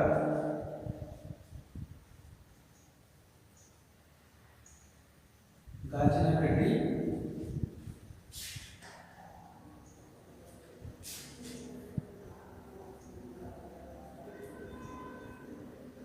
ಮಧ್ಯಸಾರ ದೀಪ. ಚಟುವಟಿಕೆ 1.12 ಈ ಚಟುವಟಿಕೆ ಏನು ಹೇಳುತ್ತಪ್ಪ ಅಂತಂದ್ರೆ ದ್ರವನ ಮತ್ತು ಆವಿಕರಣ ಭೂತೋಷ್ಣ, ದ್ರವಣ ಭೂತೋಷ್ಣ. ದ್ರವನ ಅಂದ್ರೆ ಕರಗುವಿಕೆ. ಉದಾಹರಣೆಗೆ ನಾವು ಈ ಬೀಕರ್ನ ತೆಗೆದುಕೊಂಡು 100 ml ಬೀಕರ್ನ ತೆಗೆದುಕೊಂಡು ಇದರಲ್ಲಿ ಮಂಜುಗಡ್ಡೆಯ ತುಂಡುಗಳನ್ನು ಹಾಕಬೇಕು. ಈ ಮಂಜುಗಡ್ಡೆಯ ತುಂಡುಗಳನ್ನು ಸ್ಟ್ಯಾಂಡ್ ಮೇಲೆ ಇಟ್ಟು ಮಧ್ಯಸಾರ ದೀಪದಿಂದ ಕಾಯಿಸಬೇಕು. ಈ ಮಂಜುಗಡ್ಡೆಯ ತಾಪ 0 ಡಿಗ್ರಿ ಸೆಲ್ಸಿಯಸ್ ಇರುತ್ತೆ. ಈ ಮಂಜುಗಡ್ಡೆಗೆ ನಾವು ತಾಪವನ್ನು ಕೊಟ್ಟಾಗ ಮಂಜುಗಡ್ಡೆ ತಾಪವನ್ನು ಹೀರಿಕೊಂಡು ಕರಗುತ್ತೆ. ಅವಾಗ ತಾಪದ ಬದಲಾವಣೆ ಆಗಲ್ಲ. ಅದರಲ್ಲಿ 0 ಡಿಗ್ರಿ 0 ಡಿಗ್ರಿನೇ ಇರುತ್ತೆ. ಬಟ್ ನಾವು ಕೊಡುವಂತ ಉಷ್ಣ ಎಲ್ಲಿ ಹೋಯಿತು ಅಂತಂದ್ರೆ ಅದನ್ನು ನಾವು ಗುಪ್ತೋಷ್ಣ ಅಂತ ಕರಿತೀವಿ. ಯಾಕಂದ್ರೆ ಆ ಗುಪ್ತೋಷ್ಣ ಅಂತಂದ್ರೆ ಏನು ಅಂತಂದ್ರೆ ನಾವು ಕೊಡುವಂತ ಉಷ್ಣ ಅದು ಸ್ಥಿತಿ ಬದಲಾವಣೆ, ಮಂಜುಗಡ್ಡೆ ಘನ ಸ್ಥಿತಿಯಿಂದ ದ್ರವ ಸ್ಥಿತಿಗೆ ಬದಲಾವಣೆ ಆಗಲಿಕ್ಕೆ ಸಹಾಯ ಆಗುತ್ತೆ. ಆ ತಾಪವನ್ನು ಹೀರಿಬಿಟ್ಟು ಮಂಜುಗಡ್ಡೆ ಕರಗುತ್ತೆ. ಅವಾಗ ತಾಪದಲ್ಲಿ ಯಾವುದೇ ಬದಲಾವಣೆ ಆಗಲ್ಲ. ಸಂಪೂರ್ಣವಾಗಿ ನೀರಾಗಿ ಪರಿವರ್ತನೆ ಆಗಿದೆ, ತಾಪದ ಏರಿಕೆ ಆಗುತ್ತೆ. ಮತ್ತೆ ನಾವು ಕಾಯಿಸಿದ್ರೆ ತಾಪದ ಏರಿಕೆ ಆಗುತ್ತೆ. ಈ ಚಟುವಟಿಕೆ ನೆಕ್ಸ್ಟ್ ಇನ್ನೊಂದು ಏನಪ್ಪ ಅಂತಂದ್ರೆ ಈ ಮಂಜುಗಡ್ಡೆಯನ್ನ ಕಾಯಿಸಿದಾಗ ನೀರಾಗುತ್ತೆ. ಈಗ ನಾವು ಮಂಜುಗಡ್ಡೆ ನೀರಾಯಿತು, ಮಂಜುಗಡ್ಡೆ ಕರಗಿ ನೀರಾಯಿತು. ಇವಾಗ ಇದರಲ್ಲಿ ನೀರಿದೆ, ನಾವು ನೀರನ್ನ ಬಿಸಿ ಮಾಡ್ತಾ ಹೋದ್ರೆ ಅದು ಕಾಯುತ್ತೆ. ನೀರಿಗೆ 100 ಡಿಗ್ರಿ ಸೆಲ್ಸಿಯಸ್ ತಲುಪಿದಾಗ ಈ 100 ಡಿಗ್ರಿಗೆ ತಾಪ ಏರಿಕೆ ಆಯಿತು. ಅವಾಗ ಇದರಲ್ಲಿದ್ದಂಥ ನೀರು ಏನಾಗುತ್ತೆ ಮಕ್ಕಳೇ? ನೀರು ಕುದಿಯುತ್ತೆ. ನೀರು ಒಂದು ನಿರ್ದಿಷ್ಟ ತಾಪದಲ್ಲಿ ಕುದಿಯುತ್ತೆ. ಅದನ್ನು ನಾವು ಕುದಿ ಬಿಂದು ಅಂತ ಕರಿತೀವಿ. ಎಂತ ಕರಿತೀವಿ ನಾವು ಅದನ್ನ? ಕುದಿ ಬಿಂದು. 100 ಡಿಗ್ರಿ ಸೆಲ್ಸಿಯಸ್ ಇರುತ್ತೆ ಕುದಿಬಿಂದು. 100 ಡಿಗ್ರಿ ಸೆಲ್ಸಿಯಸ್ ನೀರು ಕುದಿತಾ ಇರುತ್ತೆ. ನಾವು ಹೆಚ್ಚಿನ ತಾಪಮಾನ 100 ಡಿಗ್ರಿ ಸೆಲ್ಸಿಯಸ್ ಆಯ್ತು, ಈಗ ನೀರು ಕುದಿತಾ ಇದೆ, ಮತ್ತೆ ನಾವು ಅದನ್ನು ಕಾಯಿಸ್ತಾ ಹೋದ್ರೆ ಏನಾಗುತ್ತೆ ಅಂತಂದ್ರೆ ಅದು ನಾವು ಆವಿಯಾಗಿ ಪರಿವರ್ತನೆ ಆಗುತ್ತೆ, ಅದು ಆವಿಯಾಗುತ್ತೆ. ಅದಕ್ಕೆ ನಾವು ಅದನ್ನ ಆವೀಕರಣ ಗುಪ್ತೋಷ್ಣ ಅಂತ ಕರಿತೀವಿ. ನಾವು ದ್ರವಣ ಗುಪ್ತೋಷ್ಣ ಅಂದ್ರೆ ಏನು ಅಂತ ನೋಡಿದ್ವಿ. ಯಾವುದೇ ತಾಪದ ಬದಲಾವಣೆ ಇಲ್ಲದೆ 1 kg ಘನಸ್ಥಿತಿಯಲ್ಲಿರುವಂತಹ ನೀರು, ಮಂಜುಗಡ್ಡೆಯನ್ನು 1 kg ಮಂಜುಗಡ್ಡೆಯನ್ನ ಒಂದು ರೂಮ್ ಟೆಂಪರೇಚರ್ ಅಥವಾ ರೂಮ್ನಲ್ಲಿರುವಂತಹ ಒಂದು ನಿರ್ದಿಷ್ಟ ಒಂದು ಪ್ರೆಷರ್ನಲ್ಲಿ ಕಾಯಿಸ್ತಾ ಹೋದರೆ ಅದು 1 kg ಮಂಜುಗಡ್ಡೆ ಸಂಪೂರ್ಣವಾಗಿ ನೀರಾಗಿ ಪರಿವರ್ತನೆ ಆಗಲಿಕ್ಕೆ ತೆಗೆದುಕೊಳ್ಳುವ ಉಷ್ಣವನ್ನ ದ್ರವಣ ಗುಪ್ತೋಷ್ಣ ಅಂತ ಕರಿತೀವಿ. ಅದೇ ರೀತಿ 1 kg ಒಂದು ಕುದಿಯುತ್ತಿರುವಂತಹ ತಾಪದಲ್ಲಿರುವಂತಹ ನೀರು 100 ಡಿಗ್ರಿ ಸೆಲ್ಸಿಯಸ್ ಇದ್ದಂತ ನೀರು ಸಂಪೂರ್ಣವಾಗಿ ದ್ರವ ಸ್ಥಿತಿಯಿಂದ ಆವಿ ಸ್ಥಿತಿಗೆ ಬದಲಾವಣೆ ಆಗೋದನ್ನ ನಾವು ಆವೀಕರಣ ಗುಪ್ತೋಷ್ಣ ಅಂತ ಕರಿತೀವಿ. ಆವೀಕರಣ ಗುಪ್ತೋಷ್ಣ ಅಂತ ಕರಿತೀವಿ. ಈ ಆವೀಕರಣ ಗುಪ್ತೋಷ್ಣವನ್ನು ಇದೇ ಪ್ರಯೋಗ ಮೂಲಕ ಮಾಡಬಹುದು. ಒಂದು 1 kg ಅಥವಾ 100 ml ಅಷ್ಟು ಕುದಿಯುವ ನೀರು 100 ಡಿಗ್ರಿ ಸೆಲ್ಸಿಯಸ್ ಕುದಿತಾ ಇದೆ. ಆ ನೀರು ಸಂಪೂರ್ಣವಾಗಿ 1 kg ಇದ್ದಂತ ಕುದಿಯುವ ನೀರು 100 ml ಇದ್ದಂತ ನೀರು ಸಂಪೂರ್ಣವಾಗಿ ದ್ರವ ಸ್ಥಿತಿಯಿಂದ ಆವಿ ಸ್ಥಿತಿಗೆ ಬದಲಾಗಲಿಕ್ಕೆ ನಾವು ತಾಪವನ್ನು ಕೊಡ್ತಾ ಹೋಗಬೇಕು. ತಾಪದಲ್ಲಿ ಯಾವುದೇ ಬದಲಾವಣೆ ಆಗಲ್ಲ. 100 ಡಿಗ್ರಿ ಇದ್ದು 110 ಡಿಗ್ರಿ 150 ಡಿಗ್ರಿ 150 ಡಿಗ್ರಿ ಆಗಲ್ಲ. ನೀರು ಸಂಪೂರ್ಣವಾಗಿ ಅದು ಆವಿ ಆ ಒಂದು ಕೊಡುವಂತ ಉಷ್ಣವನ್ನು ತಾಪದಲ್ಲಿ ಬದಲಾವಣೆ ಆಗದೆ ಅದು ಆವಿಯಾಗಿ ಪರಿವರ್ತನೆ ಆಗಲಿಕ್ಕೆ, ಸ್ಥಿತಿ ಬದಲಾವಣೆ ಆಗಲಿಕ್ಕೆ ಬಳಸಿಕೊಡುತ್ತೆ. ಇದು ನಾವು ಆವೀಕರಣ ಗುಪ್ತೋಷ್ಣ ಅಂತ ಕರಿತೀವಿ. ಎಂತ ಕರಿತೀವಿ ನಾವು? ಆವೀಕರಣ ಗುಪ್ತೋಷ್ಣ ಅಂತ ಕರಿತೀವಿ.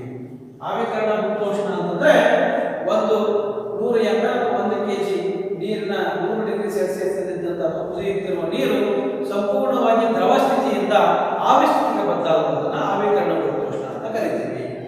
ಅದೇ ರೀತಿಯಾಗಿ ಇನ್ನೊಂದು ಚಟುವಟಿಕೆ ಇದೆ ಇಲ್ಲಿ. ಅದೇನಪ್ಪಾ ಅಂತಂದ್ರೆ ಉತ್ಪತನ. ಇದಕ್ಕೆ ಚಟುವಟಿಕೆ 1.13.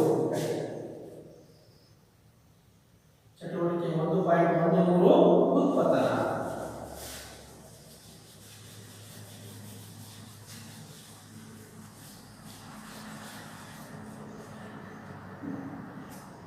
ಉತ್ಪತನ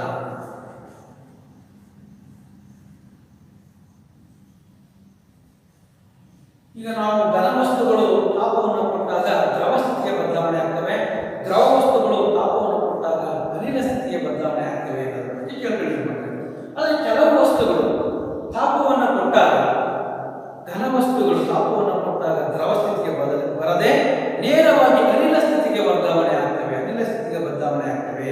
ಇದನ್ನ ನಾವು ಉತ್ಪತನ ಅಂತ ಕರಿತೀವಿ. ಉದಾಹರಣೆಗೆ ಕರ್ಪೂರ, ಅಮೋನಿಯಂ ಕ್ಲೋರೈಡ್ ಅಥವಾ ಕರ್ಪೂರವನ್ನು ತಗೊಂಡು ನೀವು ಕಾಯಿಸಿ, ಕರ್ಪೂರ ಕಾಯಿಸಿದಾಗ ದ್ರವ ಸ್ಥಿತಿಗೆ ಬರಲ್ಲ, ನೀವು ನೇರವಾಗಿ ಅದು ಘನ ಸ್ಥಿತಿಯಿಂದ ಅನಿಲ ಸ್ಥಿತಿಗೆ ಬದಲಾವಣೆ ಆಗುತ್ತೆ. ಅಮೋನಿಯಂ ಕ್ಲೋರೈಡ್ ಇರ್ಬೋದು, ಅಥವಾ ಉಪ್ಪು ಇರ್ಬೋದು, ಅಥವಾ ಕರ್ಪೂರ ಇರ್ಬೋದು, ಇವು ದ್ರವ ಸ್ಥಿತಿಗೆ ಬರಲ್ಲ, ನೇರವಾಗಿ ಅನಿಲ ಸ್ಥಿತಿಗೆ. ನೀವು ಉರಿತಾ ಇರುವಂತ ಕೆಂಡದ ಮೇಲೆ ಉಪ್ಪು ಹಾಕಿದರೆ ಸಿಡಿಯುತ್ತೆ, ಅವಾಗ ಅದು ನೇರವಾಗಿ ಅನಿಲ ಸ್ಥಿತಿಗೆ ಬದಲಾವಣೆ ಆಗುತ್ತೆ. ಈ ರೀತಿ ಕೆಲವು ವಸ್ತುಗಳು ತಾಪವನ್ನು ಕೊಟ್ಟಾಗ ಘನ ಸ್ಥಿತಿಯಿಂದ ದ್ರವ ಸ್ಥಿತಿಗೆ ಬದಲಾಗದೆ ನೇರವಾಗಿ ಅನಿಲ ಸ್ಥಿತಿಗೆ, ಅಥವಾ ತಂಪು ಮಾಡಿದಾಗ ಅನಿಲ ಸ್ಥಿತಿಯಿಂದ ನೇರವಾಗಿ ಘನ ಸ್ಥಿತಿಗೆ ಬದಲಾವಣೆ ಆಗುವ ಈ ವಸ್ತುಗಳ ಈ ಒಂದು ಪ್ರಕ್ರಿಯೆಯನ್ನ ಉತ್ಪತನ ಅಂತ ಕರಿತೀವಿ. ಇದಕ್ಕೊಂದು ಸರಳವಾದ ಚಿತ್ರ ಇದೆ. ಅಂದ್ರೆ ಒಂದು ಪಿಂಗಾಣಿ ಬಟ್ಟನ್ನ ತಗೋಬೇಕು, ಅದರ ಒಂದು ಸ್ಟ್ಯಾಂಡು,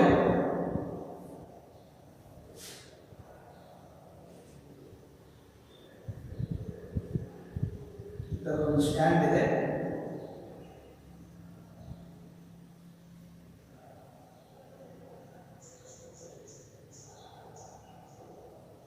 ಇದ್ರ ಮೇಲೆ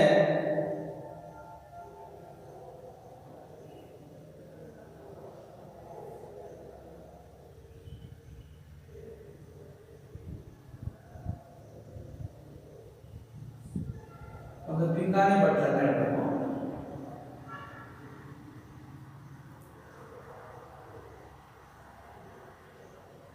ಇದನ್ನು ನಾವು ಅಮೋನಿಯಂ ಕ್ಲೋರೈಡ್ ಅಥವಾ ಕರ್ಪೂರವನ್ನು ತೆಗೆದುಕೊಳ್ಬೇಕು.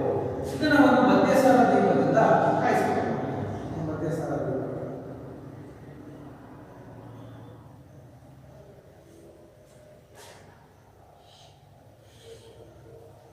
ಇದರ ಮೇಲೆ ಒಂದು ಗಾಜಿನ ಆಲಿಕೆಯನ್ನ ಬೋರಲಾಗಿ ಇಟ್ಟು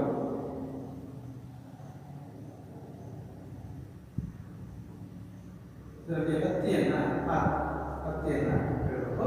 ಇದೆಲ್ಲ ಅಮೋನಿಯಂ ಕ್ಲೋರೈಡ್ ಲಭ್ಯ ಬರುತ್ತೆ. ಅದು ಘನ ತಂಪು ಮಾಡಿದಾಗ ಎಲ್ಲ ಹೆಚ್ಚಿಗೆ ಕುತ್ಕೊಳ್ಳುತ್ತೆ. ಇದು ಹತ್ತಿ, ಬೋರಲಾದ ಆಲಿಕೆ, ಇದು ಪಿಂಗಾಣಿ ಬಟ್ಟು,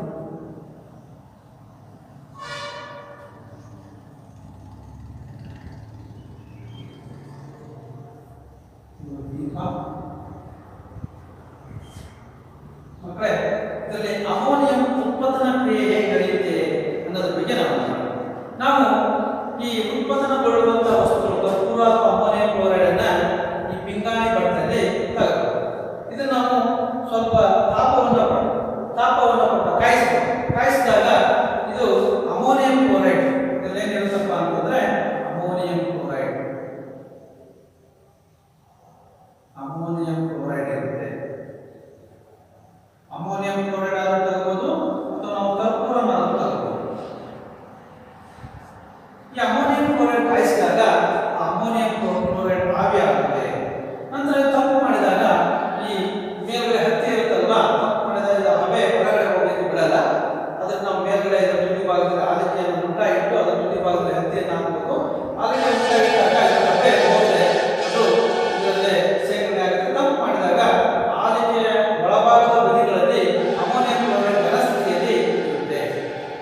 ಅಮೋನಿಯಂ ಕ್ಲೋರೈಡ್ ಉತ್ಪನ್ನ ಹೊಂದುವ ಒಂದು ವಸ್ತುವನ್ನು ತಗೊಂಡು ಅದನ್ನು ಕಾಯಿಸಿದಾಗ ಅದು ಅಮೋನಿಯಂ ಕ್ಲೋರೈಡ್ ಹಬೆಯಾಗಿ ಪರಿವರ್ತನೆ ಆಗುತ್ತೆ. ನಂತರ ಇದು ಆಲಿಕೆಯಲ್ಲಿ ಹತ್ತಿ ಆಗಿರೋದ್ರಿಂದ ಹೊರ ಹೋಗಲ್ಲ, ಆಲಿಕೆಯ ಒಳಭಾಗದ ಬದಿಗೆ ಅಂಟಿಕೊಂಡಿರುತ್ತೆ. ಮತ್ತು ಅದನ್ನು ತಂಪು ಮಾಡಿದಾಗ ಅದು ಘನ ಸ್ಥಿತಿಗೆ ಬದಲಾವಣೆ ಆಗುತ್ತೆ. ಇದನ್ನು ಉತ್ಪನ್ನ ಕ್ರಿಯೆ ನಡೆಸುವಂತ ಒಂದು ಪ್ರಯೋಗ ಅಂತ ನಾವು ಕರಿತೀವಿ. ಇದು ಉತ್ಪನ್ನ ಕ್ರಿಯೆ ಅಂತ ಕರಿತೀವಿ. ನೆಕ್ಸ್ಟ್, ಒತ್ತಡವನ್ನು ಕೊಟ್ಟಾಗ ಏನಾಗುತ್ತೆ ಅಂತ ನೋಡೋಣ. ಒತ್ತಡದ ಪರಿಣಾಮ.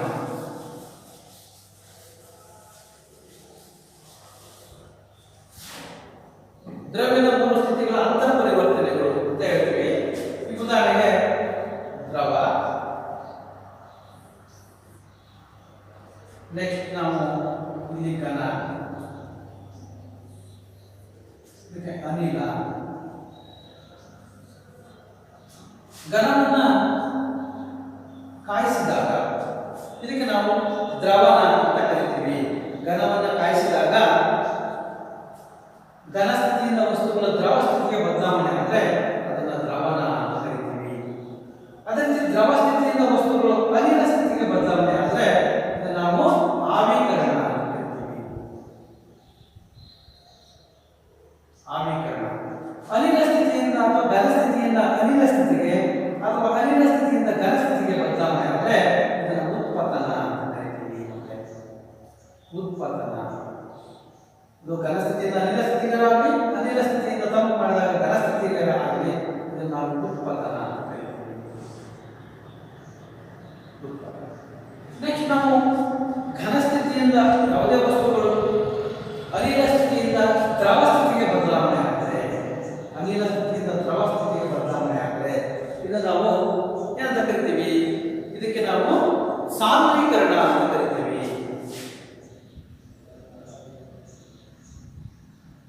ಸಾಂದ್ರೀಕರಣ. ನೆಕ್ಸ್ಟ್, ದ್ರವ ಸ್ಥಿತಿಯಿಂದ ಘನ ಸ್ಥಿತಿಗೆ ಬದಲಾವಣೆ ಆದರೆ ಘನೀಕರಣ ಅಂತ ಕರಿತೀವಿ.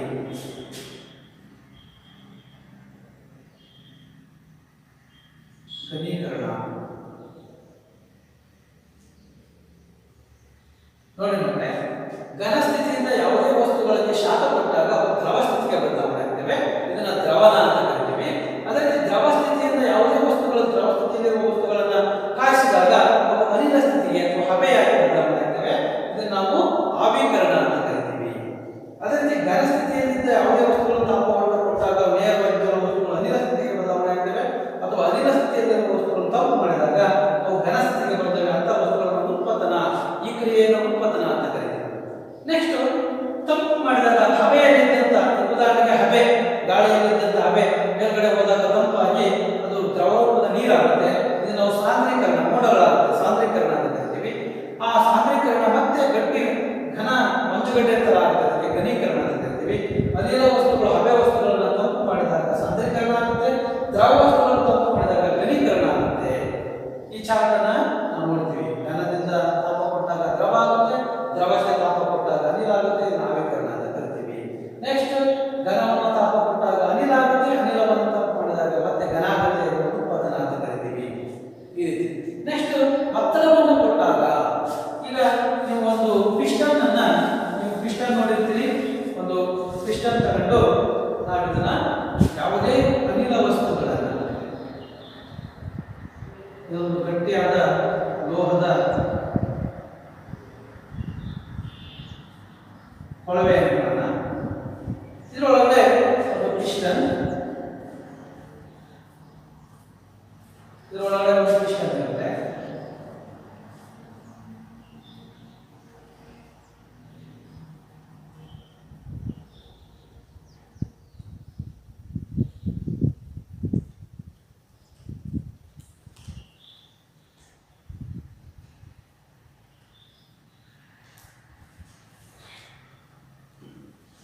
ಇಲ್ಲಿ ಅನಿಲದ ಕಣಗಳಿರ್ತವೆ.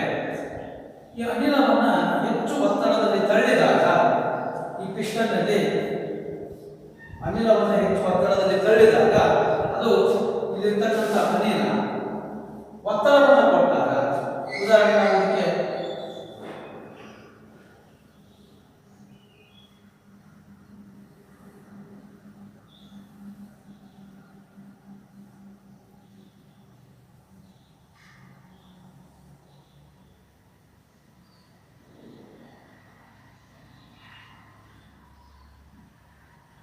ಹೆಚ್ಚು ಒತ್ತಡವನ್ನು ಕೊಟ್ಟಾಗ ಇದರಲ್ಲಿದ್ದಂಥ ಪರಮಾಣುಗಳು ಹತ್ತತ್ರ ಬಂದು ಇಲ್ಲಿ ಬಿಡಿ ಬಿಡಿಯಾದ ಪರಮಾಣುಗಳು ಅನಿಲ ಇದರಲ್ಲಿದೆ ಅಂತ ತಿಳ್ಕೊಂಡ್ರೆ, ನಾವು ಹೆಚ್ಚು ಒತ್ತಡವನ್ನು ಹಾಕಿದಾಗ ಆ ಅನಿಲ ದ್ರವವಾಗಿ ಪರಿವರ್ತನೆ ಆಗುತ್ತೆ. ಈ ಅನಿಲ ಸ್ಥಿತಿಯಲ್ಲಿದೆ, ಪರಮಾಣುಗಳು ಹತ್ತತ್ರ ಬಂದಿರೋದ್ರಿಂದ ಇದು ದ್ರವ ಸ್ಥಿತಿಗೆ ಬರುತ್ತೆ. ಯಾಕಂದ್ರೆ ಇದಕ್ಕೆ ಇಲ್ಲಿ ಹೆಚ್ಚು ಒತ್ತಡವನ್ನು ಕೊಡಲಾಗಿದೆ. ನಾವು ಹೆಚ್ಚು ಒತ್ತಡವನ್ನು ಕೊಟ್ಟಾಗ ಯಾವುದೇ ಅನಿಲ ವಸ್ತುಗಳು ದ್ರವ ಸ್ಥಿತಿಗೆ ಬದಲಾವಣೆ ಆಗ್ತವೆ. ಆಯ್ತಾ? ಒಂದು ಸಿಲಿಂಡರ್ ಅಂತ ತಿಳ್ಕೊಳ್ಳಿ. ಸಿಲಿಂಡರ್, ಇದು ಪಿಸ್ಟನ್. Cylinder, piston. ನೆಕ್ಸ್ಟ್ ಸಹ ಇದು ಸಿಲಿಂಡರ್,